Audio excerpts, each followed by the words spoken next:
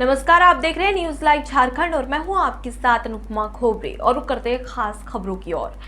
देश में बेकाबू कोरोना वायरस संक्रमण की दूसरी लहर को लेकर मद्रास हाईकोर्ट में सुनवाई हुई। हाईकोर्ट ने कोरोना की दूसरी लहर के लिए चुनाव आयोग को जिम्मेदार ठहराया है। चुनाव आयोग ने कोरोना संकट के बाद भी चुनावी रैलियों को नहीं रोका। मद्रास हाईकोर्ट के चीफ जस्टिस एस बनर्जी ने सुनवाई के दौरान कहा कि चुनाव आयोग ही कोरोना की दूसरी लहर का जिम्मेदार है। कोर्ट ने कहा कि चुनाव आयोग के अधिकारियों पर अगर कार्रवाई की जाए तो गलत नहीं होगा। वहीं इस बयान पर राज्य में भाजपा कांग्रेस के बीच आरोप प्रत्यारोप की जुबानी जंग छिड़ गई है। देखिए, मद्रास हाईकोर्ट की आज जो चुनाव आयोग को लेकर तर्क टिप्पणी आई है, मैं समझता हूं कि देश में राजनीतिक दल जिनको संभावित हार निश्चित दिखाई दे रही है, उस तरह की भाषा कोर्ट से आना भी कहीं ना कहीं पूरी व्यवस्था पर प्रश्न खड़ा करता है। और जो 3 स्तंभ माने जाते हैं, कार्यपालिका, विधायिका, न्यायपालिका, सभी अपना काम निष्पक्ष रूप से कर सके, मैं समझता हूँ चुनाव आयोग भी वही काम कर रहा था जो उसकी दायित्व है।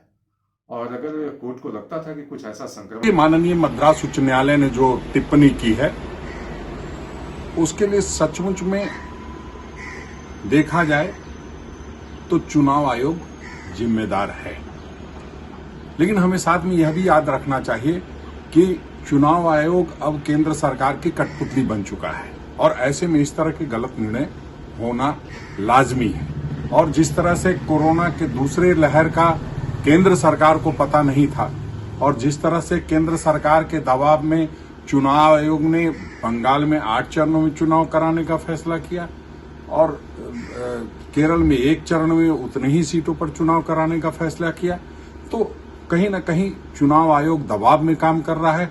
और अगर हत्या का मुकदमा दर्ज होना चाहिए तो ऐसे तमाम लोगों पर दर्ज होना चाहिए जिनकी इसमें भूमिका रही है।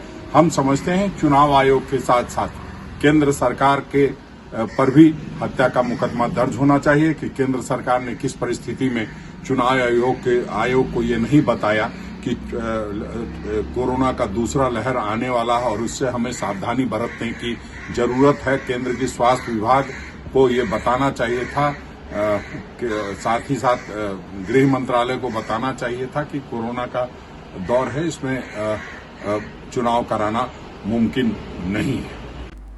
फिलहाल के लिए इतना ही। खबरों का सिलसिला लगातार जारी है। आप बने रहिए न्यूज लाइव झारखंड के साथ। नमस्कार।